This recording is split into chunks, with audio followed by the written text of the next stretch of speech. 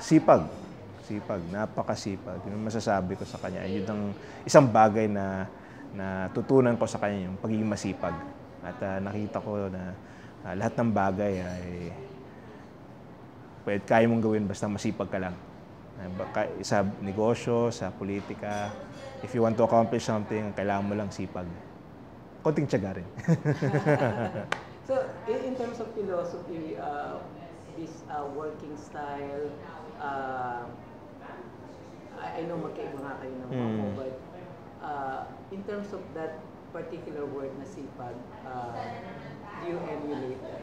Of course. Kaya nagpapasipag din ako. Kaya nagsisipag din ako eh. Kakaya naman, nakikita mo yung leadership by example, di ba? Kaya pag nakikita ko siya na napakasipag, nagsisipag din ako. Di ba? Can you expound that?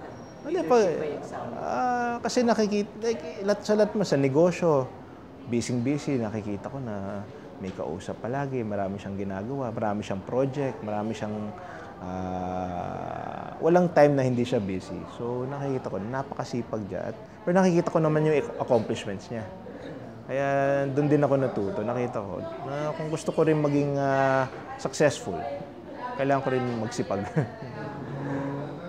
At syempre, kakaya naman sa pamilya namin, kung makita mo, yung tatay mo, ang sipag-sipag, yung kuya mo, ang sipag, yung sister ko, masipag, yung nanay ko, masipag, magsisipag din ako. Di ba?